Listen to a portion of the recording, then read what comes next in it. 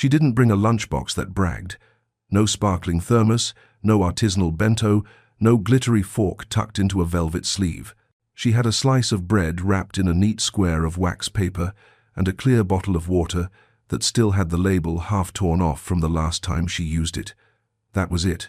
The cafeteria was the kind that looks like a hotel ballroom pretending to be a place for kids, marble floors, soft lighting, a wall of awards in gold frames that caught the sun and turned it into bragging rights. And somewhere in the middle of all that shine sat a small girl who kept her shoulders tucked inward, as if she could make herself smaller than the laughter floating over from the next table. "Is that bread?" a boy asked loud enough to turn a few heads. "She brought water," someone else snickered. "Like she's on a survival show." The girl put the bread back down, not because she was done, but because she had learned that moving too fast when people were staring made their faces twist tighter. She waited. She counted in her head. She swallowed the lump that wasn't bread, wasn't water, just something heavy that didn't have a name. Her name was Emma. She had learned to breathe through moments like this the way swimmers learn to hold their breath before a long lap. In, out, quiet. Don't let their words decide who you are. Save your appetite for later if you have to. Save your pride for always. At the far end of the room, a woman in a navy skirt suit stood by a display board and practiced a smile that looked like a name tag. She was the head of communications for the school, and the event today, the reason the cafeteria felt even more staged than usual, was a donor visit. There was a murmured phrase that kept passing through hallways like a rumor. "He's coming at noon." It sounded like weather. He was the kind of man people introduced with commas. "This is Mr. Bennett, CEO, philanthropist, alum." People said his name with a tone that tried to sound casual and failed. He'd built companies that built other companies. He turned failing logistics networks into clean-running arteries. He was the grown-up room's idea of a hero, the one who signed the checks. The emails this week had said the same thing in a few different fonts. "Look your best." He arrived at 12:07 p.m., which gave the communications team enough time to arrange themselves without admitting they were arranging themselves.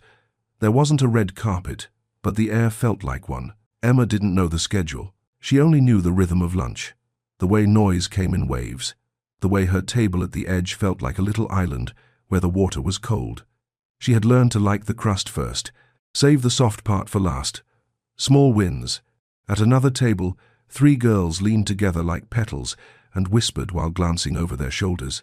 You could tell they were the sort who had never asked the price first. It was something in the way their laughter never checked for consequences. One of them peeled off and took a slow walk past Emma's table, the way someone would stroll past a painting they didn't plan to buy. Her name was Ava. She had perfectly straight hair and a sense for the exact sentence that would leave a mark. "That's minimalist," Ava said, pausing by Emma's bottle. "Is the niche now just hydration?" It wasn't an actual question, and Emma knew it. She didn't answer. Ava smiled, as if she'd won a small prize in a game no one else had been told the rules to. Across the room, Mr. Bennett was shaking hands, one of those practiced handshakes that looked like they had been rehearsed in mirrors, warm eye contact, a steady clasp, quick, sincere nod. He asked the head of school about the music program, about the robotics lab, about the scholarship fund, questions that sounded simple and were not. He had once said in an interview that he liked to see how a place treated people who didn't have the option to leave. He always scanned for the invisible corners. When his gaze lifted from the principal's prepared remarks, it didn't land on the award wall or the framed donor plaques. It caught on a girl sitting very straight, very quiet, with bread on a napkin and a bottle of water that reflected the room's chandelier in a warped little circle of light. The look on his face changed a fraction, a flicker, the way someone's does when they hear a single off-key note in a symphony and suddenly can't unhear it. "Do you mind if we walk through the cafeteria?" he asked the principal, as if it had just occurred to him. "Of course," the principal said, already pivoting, already pointing out a new eco-friendly food waste system and the organic vendor partnerships and the smiling kid at the salad station who had been told to smile. They moved through the room like a quiet parade. Conversations dimmed as people made space for approval. Emma kept eating, slowly, because somehow that felt like choosing something that was hers. She took a sip of water. It tasted like all the times she and her mom had decided to keep it simple this week, so the rent next week could breathe. She thought about the exact words her mum always used when lunch was bread and water. We feast on gratitude until the feast shows up. At the table next to her, a boy lifted his phone, angling for a picture without ever asking. "Bread girl," he mouthed to his friend, and the friend covered his smile with the back of his hand, like he'd been taught to laugh politely. That was the moment the quiet parade arrived at her island. Mr. Bennet stopped, as if he had reached a checkpoint inside a map only he could see. The principal's hand was halfway into a gesture when it paused. The communications director's smile froze in a way that said she could feel camera lenses, even when there weren't any. "May I sit here?" Mr. Bennet asked. It took Emma a second to realize he was looking at her. People didn't usually ask her for permission to do things. The word lived in other people's mouths. She nodded. He pulled out the chair and sat, and the sound of it surprised the room more than any speech could have. It was the sound of a script being rewritten mid-scene. The principal recovered quickly. "Mr. Bennet," she began, "perhaps we could—" "I'm good here," he said, not unkindly. "Thank you." "Nicely." Close up. He didn't look like the pictures on the donor wall. He looked a little tired in the way people who do a lot of reading look tired, edges softened by attention rather than neglect. His tie was plain. His watch was simple enough that you'd only know it wasn't cheap if you knew watches. "What's your name?" he asked. "Emma," she said. "Emma," he repeated, like it was a word worth saying slowly. "I'm David." "No, mister." He said it like an invitation to speak at eye level. Ava drifted closer, orbiting the scene as if her commentary could turn it back into a show centered on her. "We were just admiring the new trend," she said with practiced sweetness. "Bread and water." David turned his head. He didn't scold. He didn't lecture. He did something more disarming. He looked honestly curious. "Is it new?" he asked. "Because I'm a fan of classics." "He's exa." The line would have been funny if it hadn't been so gentle.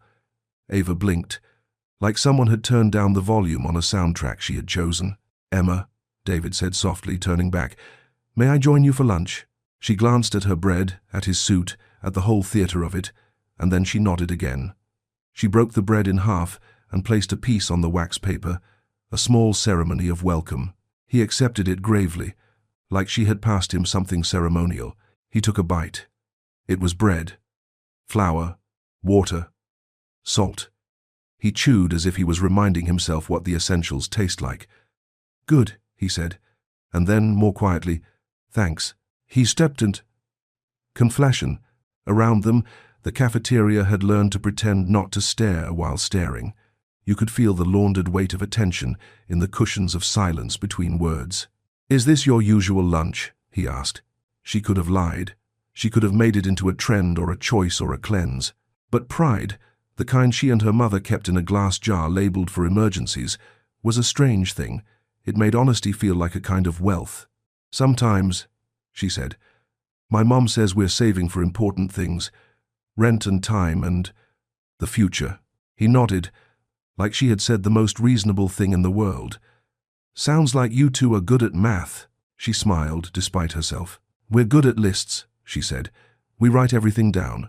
Groceries, bus passes, how many hours she worked, what's left." He glanced at her bottle, at the half label like a torn stamp. "Lists are highly underrated." The principal found a new smile and tried again. "Mr. David," she corrected, gracefully swallowing the formality. "We've got the robotics club ready to give you a demo, and the choir has prepared—" "In a moment," he said. "I'd like to finish lunch with Emma." You could feel that sentence fall into the room like a pebble into a still pond. The ripples were not loud, but they were there. A cough disguised as a throat clear, a whisper disguised as a napkin being adjusted, a set of eyes that chose to meet the floor. He turned to Emma, as if the room were just two chairs. "What's your favorite subject?" he asked. "Reading," she said. "And numbers when they add up." "Numbers that add up," he smiled. "The best kind." She watched his hands when he reached for the bread again. They were steady, the kind of hands that must have signed papers that changed things. It struck her as odd that those hands could hold a chunk of plain bread and treat it like an event. "What do you do?" she asked, and then felt silly. Obviously, he did something important. People were watching him the way birds watch a hawk. "I help people move things from where they are to where they need to be," he said. "Sometimes that's boxes across oceans. Sometimes it's ideas across rooms." Today it's yourself across the cafeteria, she said, and the quip surprised even her. It made him laugh, not a performance laugh, but the kind that starts in the chest and shakes out the corners. At the edge of their table, the communications director leaned toward the principal. "This is excellent," she whispered. "Authentic." She'd say the word again later to a reporter. Authentic, like a rare spice. Ava tried one more pass. "We were just saying some people like to be different," she said, as if she hadn't heard herself the first time. David looked at her with a patience that suggested he had great practice with rooms full of people who didn't realize they were speaking to teach themselves a lesson. "I've found," he said, "that being different is often just being honest before everyone else is ready." It wasn't sharp. It wasn't cruel. But it did something to Ava's posture, made it flinch a centimeter toward reflection. A teacher with kind eyes, Miss Lopez had been watching from the doorway. She stepped in the way a good person does when they think maybe the moment needs a witness. She set a small bowl of fruit in front of Emma without making a show of it. "We had extra," she said softly. Emma looked up, the gratitude hitting her like warm air. "Thank you," she said, and then, because she had learned it mattered, "I'll pay it back tomorrow. I'll bring apples from home." "Just enjoy it," Miss Lopez replied. "That's the only price today." David watched the exchange, and something in his face shifted again, not surprise this time, but recognition, like he had found a familiar street in a new city. He took another bite of bread and let the room be the room. "Do you have a favorite book?" he asked. "Charlotte's Web," she said, "because it's about friendship that doesn't show off, and about words making the truth clearer." "Another one?" "Words can do that," he agreed, "sometimes more than numbers." "Don't tell numbers." She grinned, small and sudden. The principal, to her credit, saw that this was not a photo op to be steered, but a story that would write itself if no one held the pen too tight. She gave the communications director a look that said, "Let it breathe." At the neighboring table, the boy with the phone lowered his camera. The picture he had been about to take, a mean one, no longer made sense in the new lighting of the room. David set his bread down and faced Emma fully, the way a person does when they want their question to land softly and exactly. "What do you want to be when you grow up?" he asked. She had answers she gave to adults, safe ones, like teacher or doctor or scientist. But this felt like a question that deserved the truth she stored for late at night, when the apartment was quiet and the city sounds turned into a lullaby of tires and footsteps. "I want to be the person who makes the list that helps," she said. "Like the list that keeps a house from falling apart, or a school from forgetting what it's for." "That's a good job," he said, and he didn't smile as he said it. He let it be serious. "Every team I've ever built has needed exactly that person." Across the room, someone dropped a fork, and the ping of it felt like a cue. The communications director, back on script, gestured to the clock. The robotics demo would start in 6 minutes. The choir had been warmed up for 12. Schedules have a way of thinking they own rooms. David looked at Emma's bottle. "I'm going to get some water," he said. "Would you like another?" She hesitated. It was hard to say yes, when your yes felt like a confession. He didn't push.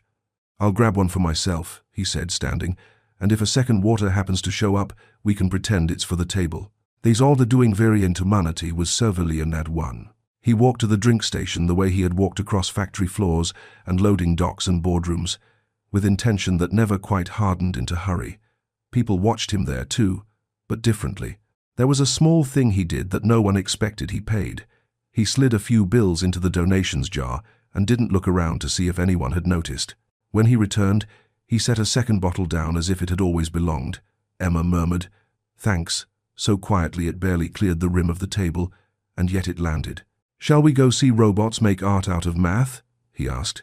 She nodded, almost disappointed to leave the small island they had made out of napkins and honesty. They stood at the same time, and as they did, Ava stepped back, making a path that said she had run out of script. As they walked toward the demo, David slowed. "Would you introduce me to your mum sometime?" he asked.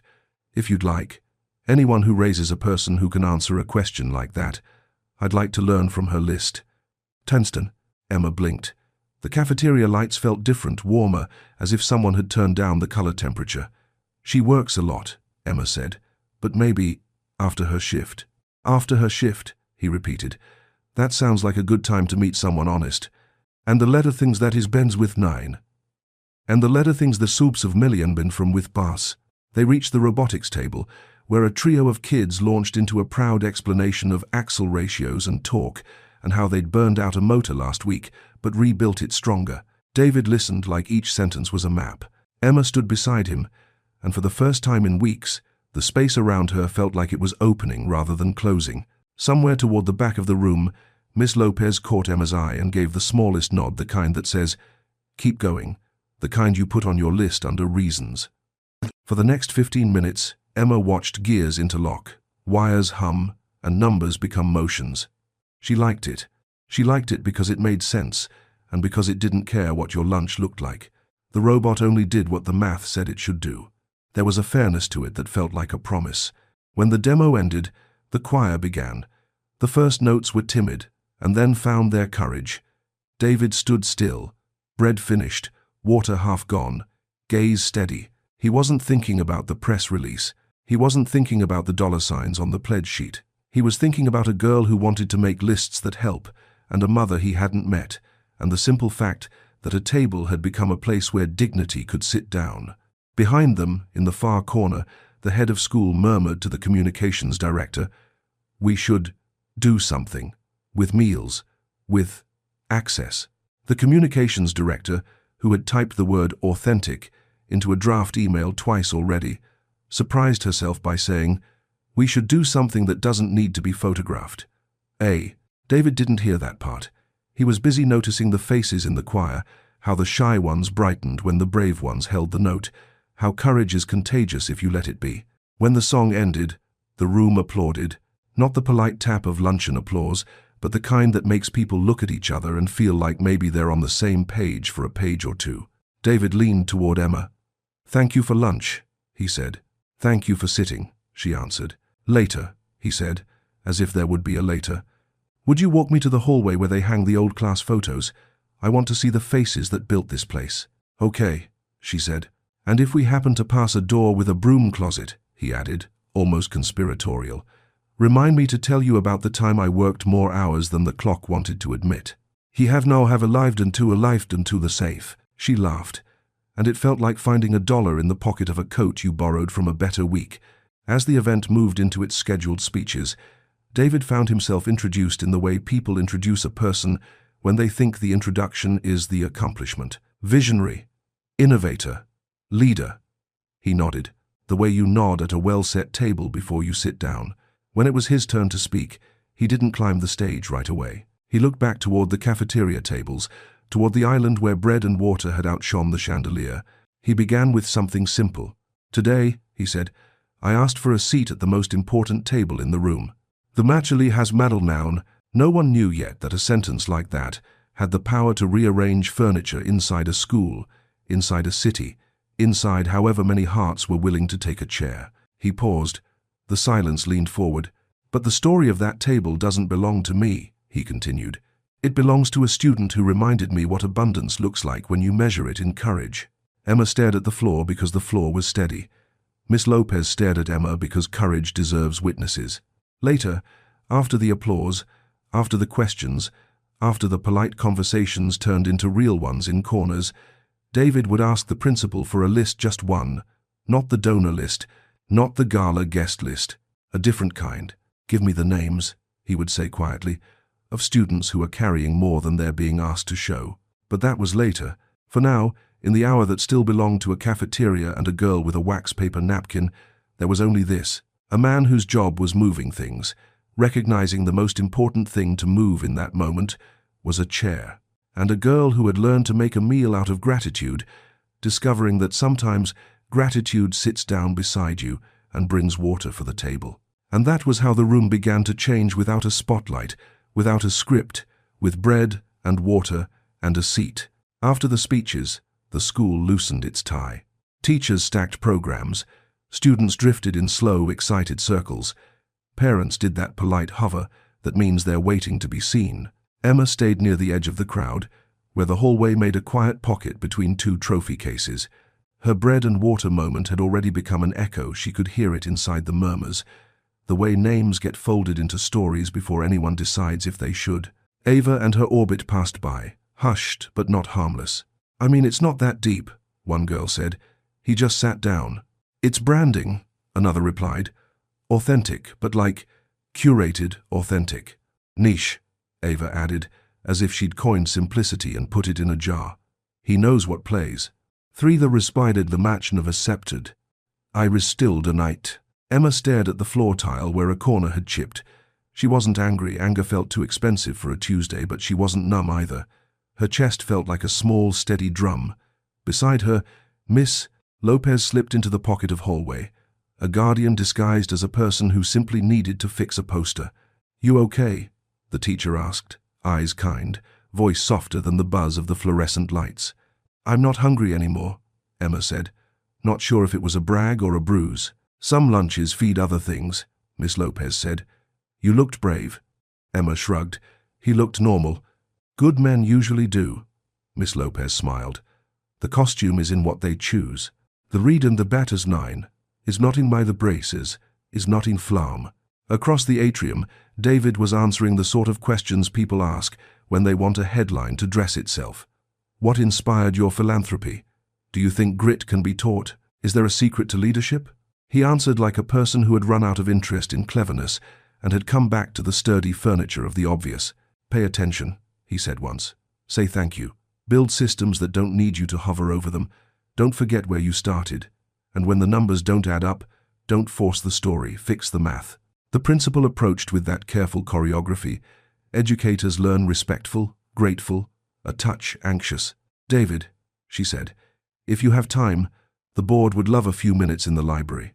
I will, he said, right after I find a hallway with old photos. He said it lightly, but the principal heard the weight. He found the wall easily, rows of black and white faces, then the slow bloom of color year by year, haircuts, mapping fashion, smiles mapping eras of confidence. Emma joined him there, small and sure, hands clasped behind her back like she was in a museum of promises. Do you see anyone you know? He asked. Only everyone, she said. I don't know their names, but I know their faces. Some of them look like the present pretending to be the past. Some look like the past hoping to make it to the present. He considered that.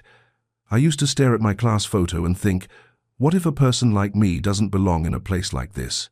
Then I learned belonging is less a place and more a decision. Whose? She asked. Ours, he said. And then, after we decide, the systems, that's the part adults are supposed to fix. A buzz came from Emma's pocket, the second-hand phone she and her mom treated like a shared tool. A message. Running late. Double shift. I'll pick you up at 6.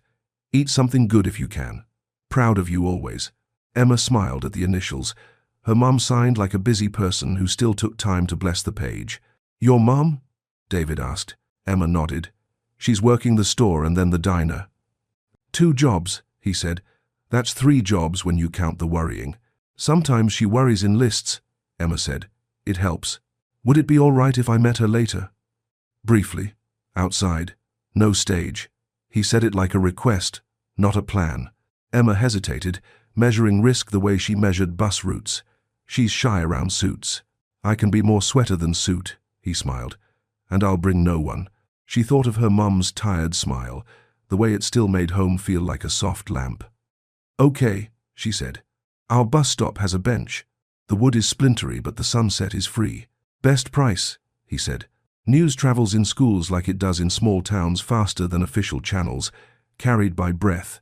By last period, a dozen versions of the cafeteria scene had blossomed on student chats, some cruel, some careful, some surprisingly wise. A boy who'd lowered his phone earlier posted a note that was just a sentence. He ate bread like it was a choice. It wasn't poetry, but it made a few kids pause before tapping send on something snide. Ava watched the feeds gather weight. Popularity is a currency that fluctuates, and she knew the market. We should do something, she told her 2 closest friends, like a kindness challenge or whatever. Because we care? One friend asked, testing the script. Because optics, Ava said, and then, softer, almost honest, and because maybe I don't want to be the mean line in someone else's story. When the final bell released the day, the sky had the color of a soft peach rinsed in dishwater. Emma walked toward the bus stop, backpack firm against her shoulders, the same way she carried hope, secure, not flashy. She sat on the splintery bench and traced initials carved by kids who believed in forever for at least a minute. Miss. Lopez stood across the street, pretending to reorganize her tote, acting as lookout without making it a scene. Good adults know how to be weather present, steady, unremarkable to strangers, everything to the ones who notice. David arrived on foot, no entourage. Tie loosened, jacket folded over his arm like a truce. He took in the scene: the cracked sidewalk, the bus schedule with a corner peeled up, the little convenience store across the way whose window promised hot coffee and lottery luck. He seemed comfortable here, as if the coordinates of his own beginnings were closer to this corner than to any boardroom. "Still water?" he asked, holding up 2 bottles. "Always," Emma said. "It goes with everything." A city bus sighed to a stop, yawned, and moved on. A woman in a diner uniform turned the corner at a practiced clip, hair pinned, eyes bright with exhaustion she decided not to apologize for. She saw her daughter first, then the man, then the teacher across the way, then the whole picture at once, the way parents do. Safety scan, context check, heart assessment. "Mama," Emma exhaled, standing. "This is David. He sat with me at lunch." David stood, not towering, just present. "It's good to meet you," he said. "I wanted to thank you for raising someone who answers questions like they matter." Emma's mother looked at her daughter as if the compliment had been a tiny light plugged into the wall. "We practice," she said, shy but steady. "We practice answers. We practice no when it's needed. We practice thank you when it's real." "I'd like to help if I can," David said. "No strings, no spotlight, just the sort of help that keeps a week from wobbling." The offer hung in the air the way a hand does before it knows if it will be shaken. "What kind?" Emma's mother asked. Not suspicious, just careful, like a person who's learned that gifts sometimes have small print. "2 kinds, he said. "First, I'm working with the school on a quiet meal program. No IDs, no lines, no announcement in assembly. Just breakfast and lunch that show up like dignity does, on time and without asking to be thanked. Second, I run a distribution center not far from here. We need someone who can make lists that help, hours that end before bedtime, good benefits, a manager who believes in Saturdays. If that's of interest, I can set up a proper interview. You'd be the one choosing me, not the other way around." Emma's mother looked at Emma. The girl's eyes were bright, not because a millionaire had arrived, but because the math of their week might finally change without borrowing from their pride. "What's the work?" she asked. "Inventory flow," he said, "making sure things get from where they are to where they need to be. It's mostly organization, some people wrangling, a lot of common sense, the kind of job where lists save the day." A small smile tugged at the corners of her mouth. "I'm good at lists," she said, "and at people who pretend they don't need lists." "No, then you're overqualified," he replied.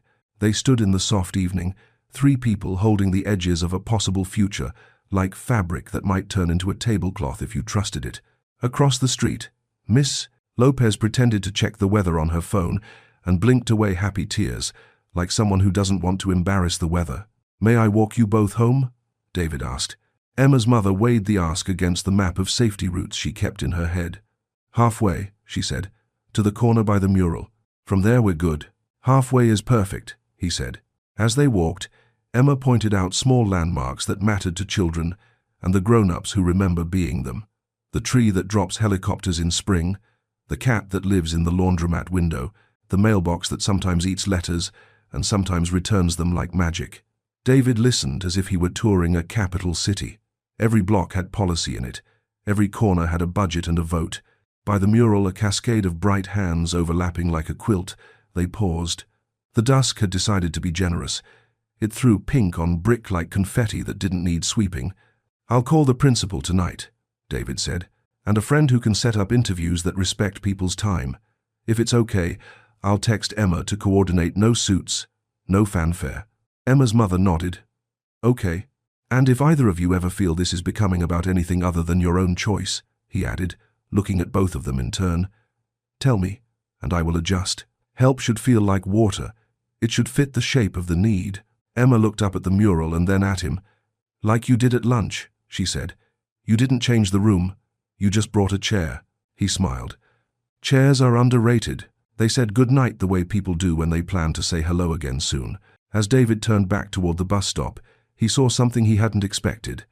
Ava, a few paces away, pretending to wait for a ride she didn't need. For a second, she looked like a kid who had wandered off the set of her own performance.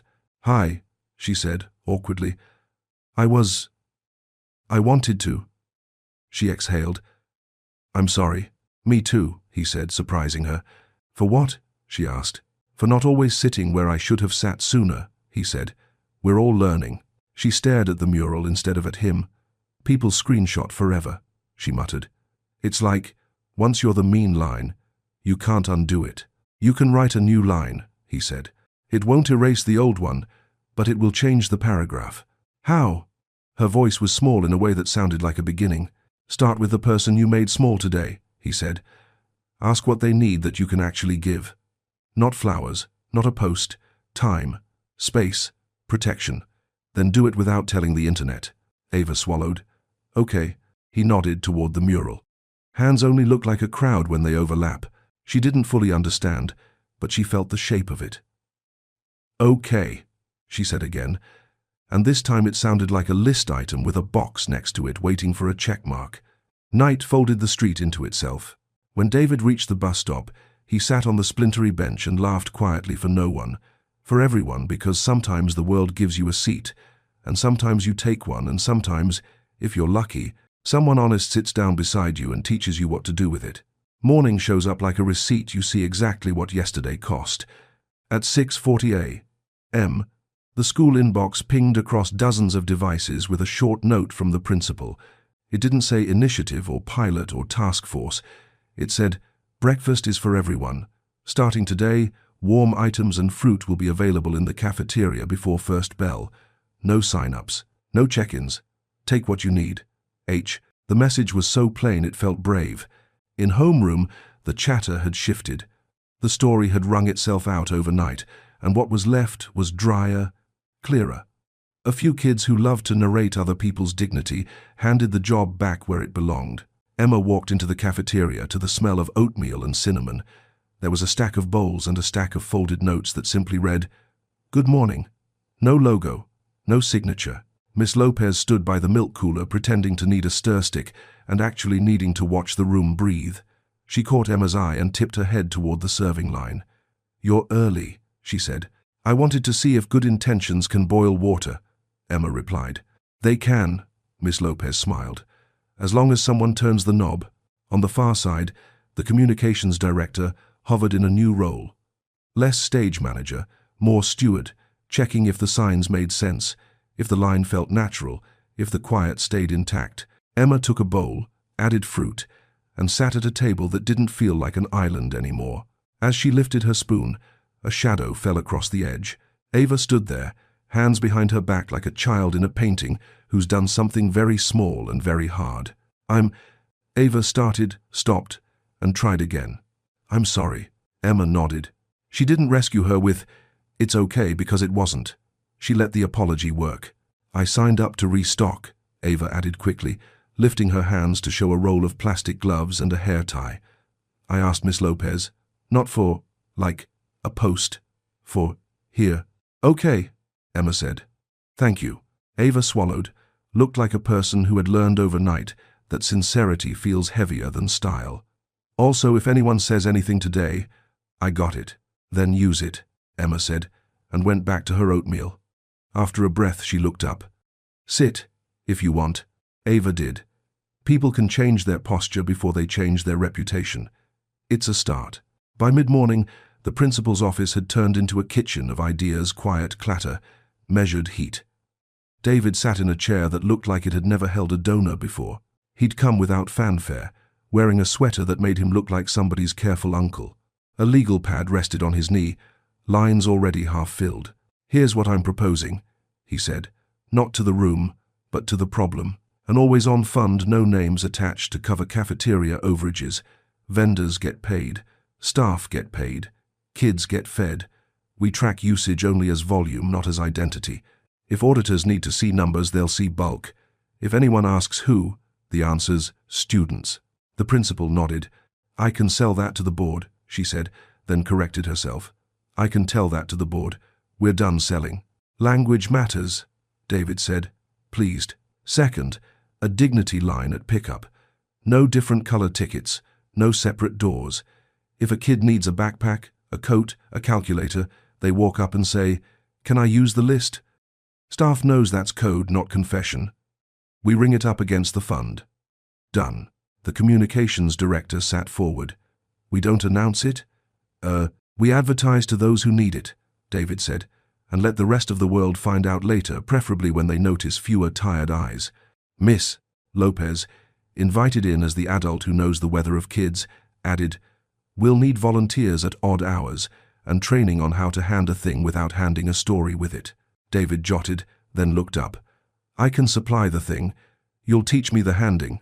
Outside that office, a district-approved hum carried down the hallways. In a corner of the library, Emma updated the small notebook she and her mum shared, house list on the cover in block letters. She wrote, "Breakfast, yes. Miss L. Guardian angel in flats. New phrase, use the list." She underlined it twice, the way you underline a bridge you plan to cross more than once. At lunch, no one stared at Emma's bowl. Not because they didn't care, because the room had learned in a day how to look without making a person into a mirror. The boy who'd almost posted a cruel photo slid a banana across the table to a 7th grader whose backpack was more duct tape than fabric. "Use the list," he said, fumbling the phrase but getting it right. By afternoon, a different kind of system was gearing up across town. A warehouse David's opened its door to sunlight and possibility. Inside, shelves tall as decisions, forklifts sleeping like big metal dogs, a bulletin board that read, "Ideas first, hierarchy later." Emma and her mother stood by a small conference table with paper cups of coffee that tasted like someone had tried, and that counted. Grace Park walked in with a tablet and a smile that held 100 solved crises. Operations manager, former nurse, fluent in both inventory and humans. "Hi," she said, shaking hands like she meant it. "We're not fancy here. We're correct. That's the bar." Emma's mother nodded, shoulders squaring just a little. "Interviews are their own gravity," she adjusted. Grace gestured to a whiteboard. "Here's our day," Grace said. "Trucks arrive. Things go where they should. People help. Things that break get fixed. People who hurt get help. Lists run the show.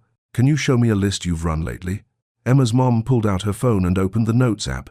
Bus routes with transfer windows, grocery staples with unit prices, rent due dates plus buffer. Emma's school calendar with circles around nights when sleep wins. She didn't perform. She demonstrated. Grace read with the same attention she'd give a patient's chart. "You would save me 3 hours a day," she said. "Probably 5. We'll do a trial week, paid. We start with teach, not test. Sound fair?" Emma's mother exhaled like a house finally finding a stud in the wall. "Fair," she said. "Thank you." "Shift runs 9 to 4:30, Grace added. 15-minute breaks we actually take. People go home to someone, even if that someone is silence. That matters." On the ride back, Emma held her mom's hand in a way they both pretended was casual. The bus windows filmed the city in soft focus, storefronts, stoops, people with their own lists. At school the next morning, a new kind of noise rose at drop-off. Less laughter at, more laughter with. It wasn't perfect. Culture never is. But the room had a new default setting, which is exactly when pushback usually arrives, when change stops being a story and starts being a line item. An email landed in the principal's inbox at 9:18 a.m. from a board member whose subject lines always sounded like warnings dressed in etiquette. Reprogram optics and donor alignment. The body was polite to the point of sharp. "While I appreciate spontaneous acts of generosity, we must consider the precedent of unfunded commitments and the narrative it creates about our community. Several long-standing families have expressed concern about the messaging around need at this time. I propose we pause the breakfast program pending a full review and appropriate branding." The principal read it once and then again, just to be sure the words were really the words. She forwarded it to exactly 2 people, the communications director, because language makes rules, and David, because money should not narrate morality. David replied in under 5 minutes, as if he'd been waiting his whole career to answer this one correctly. "Breakfast is funded, quietly, permanently, no branding required. Precedent, I'm happy to set. Kids eat, we don't keep score. happy to discuss with the board on or off record. The communications director added a line that made the principal grin despite herself. Branding note: nothing photographs better than a system that doesn't need to be photographed. Never, however, in the life haven't for than to stum, and well the crees where the come by's side, and a life has with a creed for them, and astid it is well the manners of the life, neither croved out for, and well of the ward of the blusses fangs. By lunch, the board member's assistant had requested a brief listening session in the auditorium after school with key parents invited. The principal knew that tone. She also knew you don't feed kids in the morning and then starve the truth in the afternoon. Should I prepare remarks? She asked David in a text. Prepare water, he wrote back. And chairs. Ava heard about the meeting before most teachers did. Parents in her circle messaged fast when their comfort felt endangered. She found Emma by the lockers. They're going to try to make it about optics, Ava said, voice low, like it was a test she hoped to pass this time. Do you want me there? Is not fine the serve. Has a definite moorament for Blade. I want you where you'll do the most good, Emma said. Ava blinked. Where's that? Next to the 7th grader with the duct tape backpack, Emma said. If anyone breathes heavy on him, you step sideways. That's called a shield. Ava stood a little taller. Okay. After school, the auditorium filled with the usual characters of a listening session, concern in pearls, anger in bespoke casual, curiosity in denim, quiet resolve in thrifted cardigans. Miss Lopez sat in the 2nd row with her tote and her certainty. Grace slipped into the back, work badge still on, because someday Emma would stand on a stage and say a thing, and she wanted to have already clapped for it. The board member, Mr. Carlyle, a man whose blazer fit like a point, took the mic with a preface about gratitude and a body full of caveats. We must be thoughtful, he said. We must consider sustainability, he said. We must ensure that our brand remains aspirational, he said, letting the word hang like a chandelier. David stayed seated, hands folded, eyes kind and unafraid. The principal glanced at him. He shook his head slightly, the international sign for not yet. Let the room reveal itself. Then move. Emma watched from the aisle, list notebook on her lap, pencil sharp. She wasn't a speaker today. She was a tally. How many times would they say optics before someone said children? How often would aspirational get used when they meant exclusionary? She drew small boxes next to the words and started counting. On box 3 of optics, someone in the back cleared her throat. Grace. She didn't stand. She just said, in a voice that somehow reached the front without trying, breakfast cost me an hour of worry this morning, because I didn't have to pack as much. I chose that hour. The room shifted. Mr. Carlyle smiled the tight smile of a person who has never carried a bag too heavy to pretend it isn't heavy. We appreciate that perspective, he said. However, David stood, not to take the mic, but to take the room's temperature. He looked at the principal, then at the kids scattered through the audience, then at Emma, who was counting boxes like she was counting something that mattered. Chairs, he murmured to no one and everyone. We need more chairs. They rolled in more chairs. Custodians, fast and quiet, set them in neat lines that said, "There's room if you want there to be." The murmurs softened. Mr. Carlyle adjusted his notes, as if rearranging paper could reframe hunger. David didn't take the mic yet. He stepped to the aisle and spoke at the distance where people can still see your face. "I'll be brief," he said. "This isn't complicated." That sentence did something to the room. Complicated is what adults say when they want to postpone a decision. Simple is what kids need when the bell rings. "Yesterday I sat with a student who shared her lunch with me," he continued. "Bread and water. It was not a performance. It was enough for the moment. But our job as grown-ups is to make sure enough isn't a matter of luck." He let the words settle. "You're hearing phrases like optics and brand," he said, glancing toward Mr. Carlyle without making him a target. "Those are fine words for events and brochures. They are not the right words for breakfast. For breakfast, we use words like every and on time and no questions asked. How have to present?" A hand went up in the front row, polished nails catching the auditorium lights. A parent stood, voice crisp. "No one here is against helping," she said, careful to sound gracious. "But our community has standards. We've built a culture of excellence. If we overcorrect, We may send the wrong message about what we value. David nodded, as if she'd offered him a reasonable puzzle. I value a culture where a child can learn on a full stomach, he said. Excellence tends to bloom better in that soil. Mr. Carlyle leaned into his mic. With respect, programs require governance. If donors perceive mission drift, they disengage. Then I'm the donor who engages, David answered, still gentle. Funding is secured, quietly, permanently. The guardrails are already up. No names, no tracking beyond volume, no special lines. We've all seen what happens when help becomes a stage. We're not building a stage. We're building a table. He could have stopped there. It would have been enough.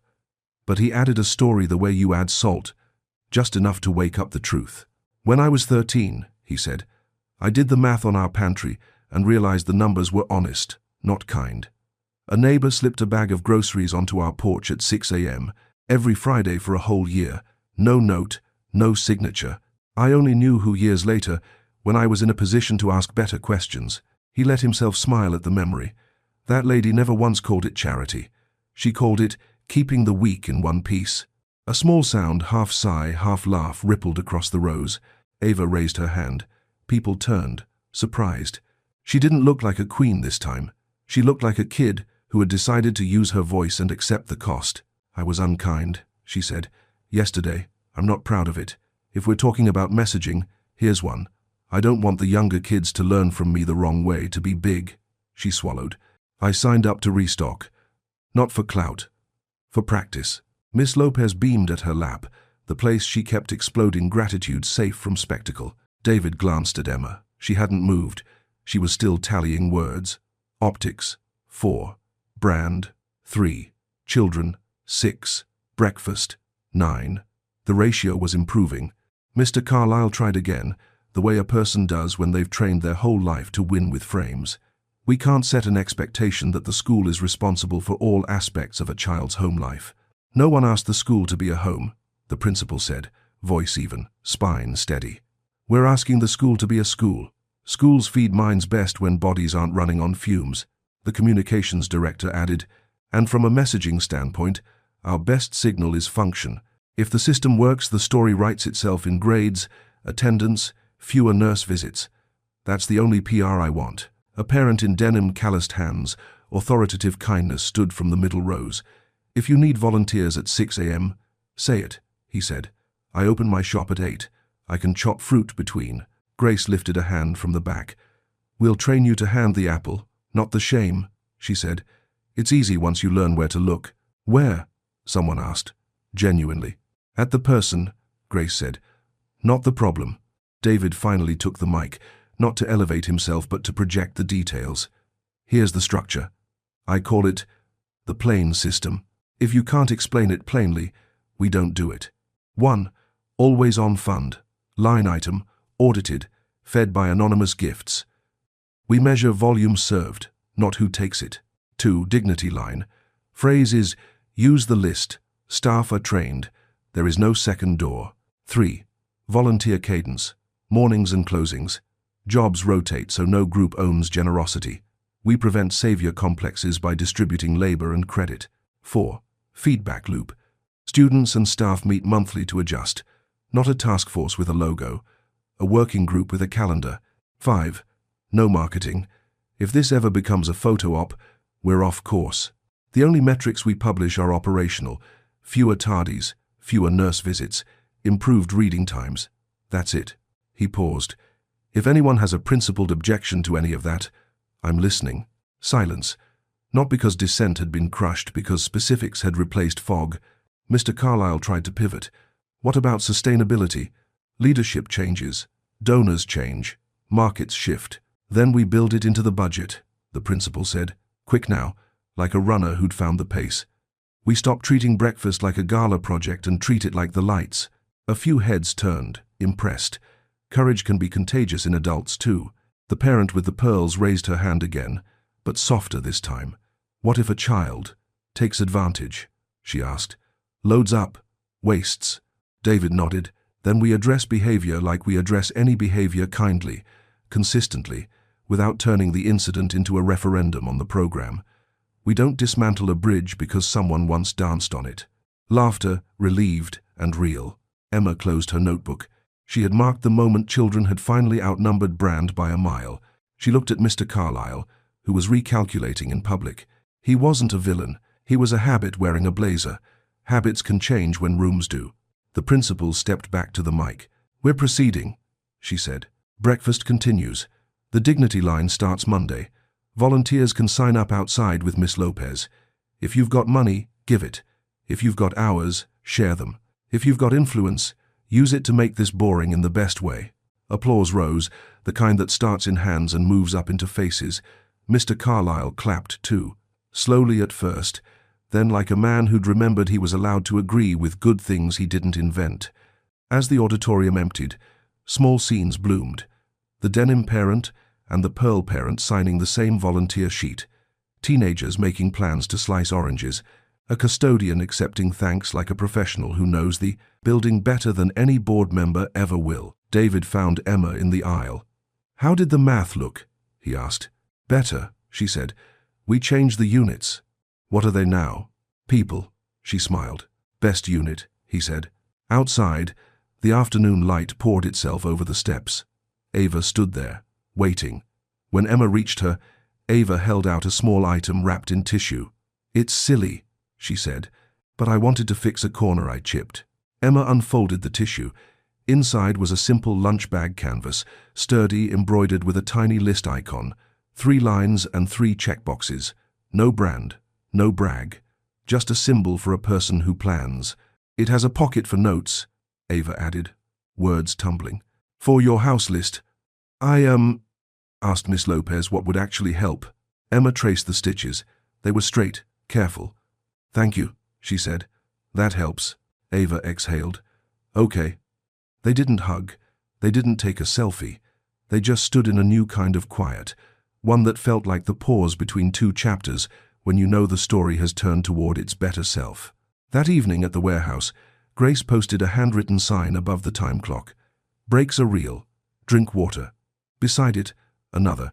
"Help should fit like water shaped by the need." Emma's mom, on her first trial shift, checked a pallet against a list and corrected a route with a pen flick that would save a driver 40 minutes and a headache. David walked the floor like a person who still loved how things move. He watched Emma's mom orchestrate a fix with calm authority and thought, she was already this. We just changed the room she did it in. On his way out, he passed the corkboard and added one more card, written in block letters. "We move boxes, we move ideas, we move chairs." He pinned it not at eye level but slightly below where a kid could see it too. The week didn't march. It gathered. Breakfast became a habit fast enough to feel like it had always been there. The "use the list" phrase slid across counters and hallways with the ease of a password that belonged to everyone. But systems don't become systems until they meet a storm. The storm had a name, a wristwatch, and a calendar full of lunches at places with wait lists. Elliot Fairbanks, parent, donor, and self-appointed auditor of anything that touched the culture. He'd flown back from a conference with new language to label old fears. Standard slippage, benefit leakage, down-market signaling. People like Elliot didn't think they were being unkind. They thought they were being custodians of a museum. He arrived on a Wednesday, which is the day hope gets tired, and middle of the week realism stretches its shoulders. He went straight to the principal's office without passing through the cafeteria, because people who do not want to see the truth often choose routes that keep their eyes clean. "I'll be plain," Elliot said, settling into a chair as if his posture were an agenda. "I'm hearing from families who feel that the breakfast program, unvetted, unbranded, puts us on a slope. I see postings about lunch bags and lists. It reads as need forward. That hurts our niche." The principal kept her hand still on the desk. "Our niche is education," she said. "Our niche is excellence," Elliot corrected. "Hungry children cannot access excellence," she replied. He smiled, the way a person smiles when they think they've located the moral high ground and put a fence around it. "Be that as it may, donors will balk. We can't alienate families who built this place." "Families who built this place," a voice said from the doorway, "often built it by working an extra shift and calling it Tuesday." David stepped in, sweater, coffee, no entourage. He had a talent for appearing right when a conversation needed a new variable. "Elliot," he said warmly, Like greeting a neighbor you'd rather argue with about hedges than call the city on. Good to see you. That sieve like accepting and the two having firsten. He will asked of the techt of the droim of the dallad, the maid boo from the cress, and of the grey first of the past of the ten, and in philite, two are the prone.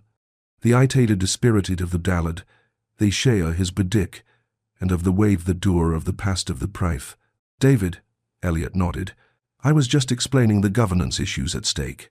Governance that feeds children is my favorite kind, David smiled. Tell me your specific concern. Not the story your list. Elliot blinked. He wasn't used to translating anxiety into items. Optics, he said finally. Precedent. Waste. Optics, David repeated, holding it up to the light like a glass. Breakfast isn't a photo shoot. Precedent. That we keep feeding kids. Waste. Staff is tracking volume, and the cafeteria orders accordingly. Anything else? Breakfast. I have not we can stay in summon. Elliot tried a different angle. You're turning this school into a charity project. The principal didn't wince. She breathed. To det profis, we're turning it into a school that honors the truth of its students' lives, she said. That includes the ones whose schedules don't include private drivers and snacks with brand deals. Elliot's jaw set. What about merit? What about expectation? If you make things too easy. Breakfast isn't easy, Miss Lopez said from the doorway, because good teachers have a sixth sense for when a room needs someone to hold the wind still. It's basic. We still give homework. We still push. We just don't pretend you can run a marathon on fumes. Elliot stood. I'll be speaking to the board. Please do, David said. They like specifics too. Guest is not a guested date. Disinfant. Elliot left with the air of a man who would rather be right than relieved. Outside, he paused at the cafeteria door, the scent of cinnamon and coffee nudging his memory of mornings before meetings, his mother's hands, a rushed toast, a thermos he hadn't washed. He turned away. Down the hallway, another story had begun without permission. A seventh grader, Luis of the duct-tape backpack, stood at his locker while three older boys performed for each other, which is to say, for an audience of fear. Yo, use the list, Luis, one said, voice thick with irony. Maybe it's got a backbone on there. Maybe it's got a haircut, another added, flicking the duct tape like a switch. Ava slid into the frame before Emma could. She didn't announce herself. She just stood shoulder to shoulder with Luis like she'd always been there. Hey, Ava said, almost cheerful. New feature. The list now includes extra time to mind your own business. Her smile was sharp. Limited supply, but I saved 3 units for you. The boys laughed, not because it was funny, but because momentum had been interrupted in public. Cruelty hates friction. You're not in this, one boy said, trying to resize her back into the image he preferred. I am now, Ava said, and here's the boring part. If you don't stand down, we stand together. All of us, loud, and Miss Lopez happens to be allergic to bored bullies.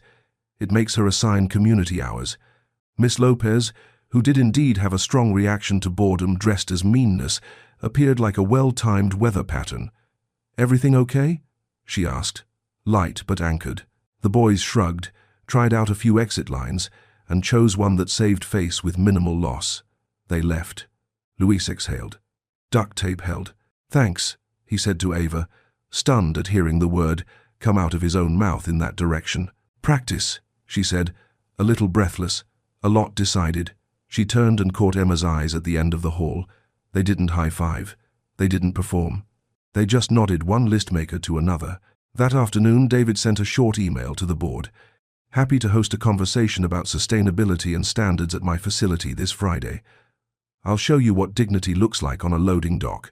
Bring closed-toe shoes. 2 replied yes. 1 sent a calendar assistant. Elliot responded with a polite decline and a long paragraph about responsibility that sounded like a thesis with a hole in the middle where the data should be. David didn't argue. He set the coffee to brew and told Grace to walk him through the floor like he was new, because in new rooms, humility is the only credential that matters. Friday arrived with the smell of rain that wasn't sure if it wanted to commit. The board members toured the aisles of the warehouse, labels clean, routes chalked, checklists laminated, and thumbed soft with use. Emma's mom directed a minute-by-minute reroute around a traffic snarl, like a conductor who knew when to bring the brass and when to hush the woodwinds. "We move 15,000 units a day," Grace explained. "Someone eats because someone else did their work well. That's logistics. That's justice too." "Margins?" one board member asked reflexively, spectacled tip of a certain kind of instinct. "We protect them by preventing rework," Grace said, patient. "Rework is just a fancy word for doing the same job twice because you didn't listen the first time." "Ha. What's this got to do with breakfast?" the other board member asked, halfway between intrigued and defensive. "Everything," David said. "We don't ask a pallet to prove it deserves a forklift. We don't brand the conveyor belt for excellence. We design the system to move essential things without asking them to audition. Breakfast is an essential thing." They walked past the corkboard with David's new card pinned low. "We move boxes. We move ideas. We move chairs." One board member touched the edge of the card like a talisman. Back at school, the pushback mutated. It rarely disappears. It adapts. A private parents group started a thread. "Is the school lowering expectations?" The comments smelled like perfume and fear. Ava, invited to the group by birthright, scrolled, stared, and began composing a message she would send to a different audience. 7th and 8th graders who cared more about practice than optics. "Group chat tonight," she texted. "Bring actual ideas. No screenshots.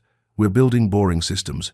At 7 p.m., a dozen kids sat on blankets in the gym during open rec hour and made a list: who would restock, who would wipe tables without making a show of it, who would stand by the dignity line just to be a helpful blur if a stop. 6th graders' hands shook. Emma wrote as if the pen were a small engine. Luis offered duct tape for the list poster, because of course he did. They practiced small scripts. "Do you need a tray? Want me to hold your spot? I'm grabbing an extra orange, want one?" No saviors, just neighbors with better habits. Saturday, David met Elliot at a coffee shop that used to be a laundromat. The wall still wore the outline of old vents like ghosts of chores. They sat by the window. David didn't arrive with an argument. He arrived with a story. "I wanted to show you something," David said, sliding a photo across. "Not of the cafeteria, of his porch, 25 years ago. A paper bag. Handwritten note, Friday. My mother worked 2 jobs," he said. "She told me once that Friday is where the week either breaks or bends. Our neighbor made sure it bent. No cameras, no branding, just logistics." Elliot looked at the photo too long to pretend he didn't get it. "I'm not heartless," he said, as if warding off a verdict. "I know," David said. "You're scared of losing the version of this place that made your life make sense." Elliot stared out the window. A man pushed a stroller past a dog tethered to a bike rack. "Ordinary choreography. What if parents leave?" he asked softly, letting the truth wear its own voice for once. "Then they were here for the wrong headline," David said. "We're writing a better one. It's less glossy. It also has more kids in college."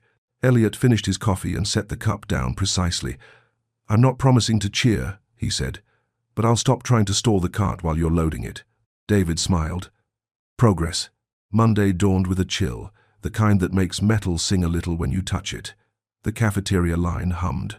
Volunteers chopped and learned how to hand without handing a story. At the dignity line, a 6th grader practiced, "Can I use the list?" The staffer nodded like it was the most ordinary miracle.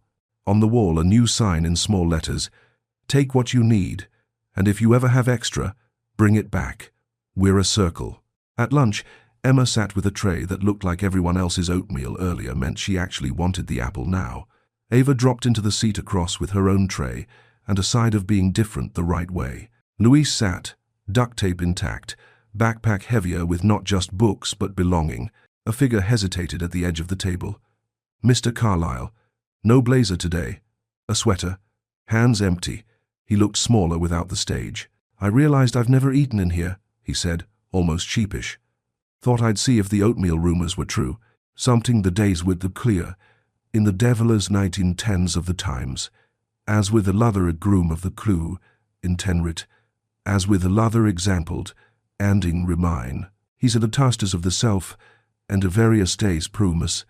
This need as the lothered, as a lothered, to the reaver, or devilers night." Emma gestured at the chair. "We have room." He took a bite. He closed his eyes for a second like a person admitting that simple things sometimes defeat rhetoric. "It's good," he said. "It's oatmeal," Emma said. "We just upgraded the context." He laughed, and the sound unclenched something. "I deserve that," he said. "Thank you for the invitation." "Thank you for taking it," she said. Across the room, David watched from the doorway with the look of a person counting chairs and seeing them multiply. He carried a folder, budget drafts, training schedules, a letter template for anonymous donors that would never include his name. He had one more speech to give, shorter than the last, quieter, aimed at a smaller room, the faculty meeting. He asked for 2 minutes at the end and used 90 seconds. "I want to say thank you," he told the teachers. "You taught a school how to do a boring miracle. You changed what default feels like.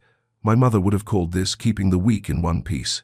When he left, he didn't take applause. He took a sticky note from the edge of Miss Lopez's desk that read, "Water, snack, breathe." He put it in his pocket like a receipt for a purchase he wanted to keep noticing. That afternoon, the weather turned. A fast rain chased people under awnings and into doorways. On the warehouse floor, Emma's mom watched her crew adjust routes, cover pallets, protect labels. She handed out towels and told a joke about storms having meetings and deciding who gets the good drama. At school, a leak started in the far corner of the cafeteria, dripping into a trash can with that steady, comic plink that turns into a metronome. Custodians taped a sign and moved tables. Kids scooted over. People made room. That's what the week had been about anyway. Making room. But storms love a test. And this one had another. A circuit breaker tripped in the back kitchen. Lights flickered. Warmers sighed. The line slowed, then stalled. For 90 seconds, the room remembered the old script: scarcity, edge, the geometry of not enough. Then the new script found its voice. Volunteers pivoted. Staff rolled out Plan B. Bowls, cold items, quick stations. Ava grabbed the cart. Luis grabbed a stack of trays, and Emma lifted the little sign no one had noticed before. "If the line is long, the list is longer. Use it." "Can I use the list?" a fourth grader asked, eyes wide. "Please," Emma said, and handed him a banana with a rhythm she was getting good at. Lights steadied. Warmers blinked back to life. The line exhaled. Kids laughed, not from nerves, but from getting away with a story that didn't end at the worst part. From the doorway, David watched the tiny emergency resolve itself without a hero shot. He pulled out his phone, typed a note to himself, and saved it. The system worked. Because it belonged to the room. He put the phone away and turned to go. On the corkboard by the exit, someone no one would admit who had pinned a new card under his. "We don't move people. We move burdens." He left it there. 2 weeks later, the numbers had learned to tell a better story. Not the kind for brochures, just the kind a school can feel in its bones. Tardies down. Nurse visits before lunch down. The hush that sometimes fell over first period, the tired hush lifting like morning fog. No one made a graph. They didn't need one. People can tell when a room is standing up straighter. On a Thursday, the principal taped a small paper near the cafeteria doors. No logo, no signature, just 3 lines. "Breakfast is boring now. Boring is good. Keep going." Emma smiled at it as she passed with her tray. Life was still life. Math quizzes still had wrong answers. Friendships still needed tuning. Rent still came on the same day with the same eyebrows. But mornings didn't feel like a test of luck anymore. Ava had stopped narrating her goodness. That was the biggest change you could see if you were paying attention. She restocked without selfies, wiped tables without sighs, and learned the names of kids she used to categorize. Popularity had not fled her. It had refit itself. People respected a person who could change without announcing it every 5 minutes. Luis had replaced 2 strips of duct tape with real stitching. He carried a spare roll anyway. Now he used it for other people's busted binders and ripped posters. "I'm good at patches," he'd say, like a carpenter becoming fluent in repair. David visited less often. That was on purpose. He'd promised to be water, not a flood. When he came by, he did small things. Refilled napkin dispensers, asked the head cook about ovens, carried cases from a truck without telegraphing it. One morning, a 4th grader held the door for him and said, "Hi, Mr. Helper." David liked that title more than any he'd ever had. At the warehouse, Emma's mom finished her trial week and started her first official one. Grace handed her a badge and a schedule that protected dinner. On the corkboard, under "We Move" boxes, "We move ideas, we move chairs." Someone had added a little drawn checkbox and written, "Hire the right people. Trust them." Grace didn't say who wrote it. She didn't have to. On a humid Friday, the school hosted a very ordinary assembly. The flyer said, "Community updates." Nobody dressed up a miracle. They let it walk in its work clothes. The choir sang First Voices Steady Now, fewer worried bellies messing with breath. A robotics kid demoed a fix for a wheel that kept slipping. "We changed the weight distribution," she said. It stopped arguing with gravity. The room laughed because they knew about that too. Then the principal stepped up with a clipboard that looked like it had lived a busy life. "Quick updates," she said. "Breakfast continues. Volunteers thank you. Dignity line working. Use the list phrase of the season. Also, the mural on 9th Street is getting retouched Saturday at 10. Bring water and the kind of patience that looks like a hat." She glanced at David in the wings and gave him a small nod, the kind you save for people who didn't make your job harder when they easily could have. He didn't move. He'd told her he didn't want the mic. Some victories are quieter on purpose. "Before we end," the principal said, "one of our students asked for 1 minute. She practiced being brief. I watched her. She smiled. Emma." A ripple of surprise passed through the rows. Emma walked up holding her small notebook like an anchor. She didn't like stages, but she liked accuracy, and sometimes you have to stand up for your accounting. "Hi," she said, voice steady enough to carry. "I want to say thank you for turning breakfast into furniture. Like chairs, like lights, things you don't clap for but you trip without." A few soft laughs warmed the room. "I also want to say, this started because someone sat at a table that felt too small and made it the right size. We can do that over and over, not just with food." She looked at the 6th graders, with the kid who's new and quiet. She looked at the seniors, with the person who tried a thing and failed in public.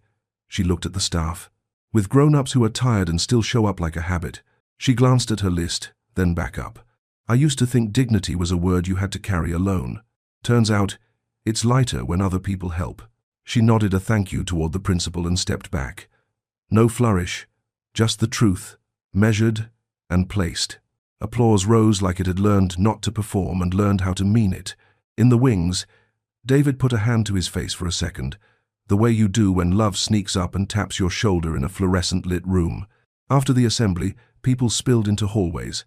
Mr. Carlyle found David by the water fountain. "You were right about the budget, Mr." Carlyle said, as if they'd been in the middle of that sentence for weeks and only now reached the verb. He handed over a draft with a new line item baked in, not appended. No euphemism. "Breakfast. Lights," he added, almost smiling. David shook his hand. "Welcome to the boring team," he said. Elliot came by too, as if permission had been granted to walk through a door he'd kept closed from the inside. He didn't apologize. He did something harder for a man in his posture. He asked a question. "What else can we turn into furniture?" he said, not unkindly. "Tutoring? Uniforms? Aftercare that respects double shifts?" David gestured toward the kids sweeping up programs without being asked. "Ask them," he said. "Then ask the people who stand by doors, nurses, custodians, reception. They have the lists that matter." In the cafeteria, Ava slid a glass of water toward Miss Lopez. "For the person who forgot she's been running on coffee," Ava said. Miss Lopez took a long drink and laughed into the rim. "Look at us," she said. "Hydrating. Upgrading context." On the sidewalk outside, under daylight that had decided to be confetti, the mural on 9th Street brightened with new paint. Hands overlapped. Someone had added a little stool at the edge, a reminder, when there isn't a chair, make one. Emma dabbed blue into a palm shape and stepped back to see if it held. It did. "Your mum starts week 2 Monday," David said, arriving with a tray of paper cups and orange slices, because there are 1,000 ways to be a helper, and citrus is one. Grace says she's slicing through chaos like a violinist who hates squeaks. "She likes the lists," Emma said, "and the way people say thank you without making it weird. Culture," David said, "the furniture of behavior." They watched Ava teach a 4th grader how to rinse brushes. Luis patched a tarp across a ladder with, of course, duct tape, somehow making it look like an art choice. "What's on your list now?"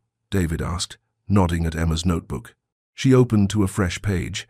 "Next, money for aftercare. Next, coat rack by the side door hooks at little kid height. Next, a better word than aid maybe share. Next, keep oatmeal boring. She grinned. Some revolutions are breakfast-flavored. Best kind, he said. Hard to overthrow when everyone's fed. A breeze lifted the corner of the mural tarp, then settled. Ordinary weather, doing its job. Emma looked up at David, then past him to the school that had learned a new rhythm. Thank you for sitting down, she said, like it was the first time and not the sentence that had been holding the week together. Thank you for making room, he answered. Later, long after the paint dried and the oranges were gone, the school day ended with that familiar surge of bodies and bags and possibility. Emma waited at the bus stop with her mom, who smelled like cardboard and lemon cleaner, in the best way a person paid to touch the backbone of a place. They sat on the splintery bench, now with a strip of sanded wood, where someone had decided to tame the worst of the edges. How was your day? Her mom asked. Boring, Emma said, delighted. We even had a leak. The line still moved. Her mom laughed, the kind that fixes things. We like boring, she said. We can build on boring. As a maid of Pringzun, David passed on his way to the corner, a reusable grocery bag in hand, tie nowhere in sight. He raised a hand. They raised theirs back. No fanfare, just neighbors at the end of a long, good day. Night fell like a soft ceiling. In 100 apartments, lists were checked. Rent set aside, uniforms laid out, permission slips signed, water bottles filled. In the morning, the cafeteria would smell like cinnamon again. A fourth grader would practice asking for what he needed. A volunteer would learn the rhythm of handing without handing a story. A board member would sign off on a line item that sounded like light, and somewhere, a kid would share a table that used to feel too small and watch it become exactly the right size. If you asked Emma what changed, she'd say, we stopped making fences out of words and started making furniture. If you asked David, he'd say, we moved a chair. If you asked Miss Lopez, she'd say nothing at first and hand you a cup of water. Then she'd say, pay attention, say thank you, keep it boring. And if you asked the room, it would tell you without talking. This is how a place becomes kinder. One plain breakfast at a time, delivered on schedule, eaten without apology, with enough chairs for anyone who shows up.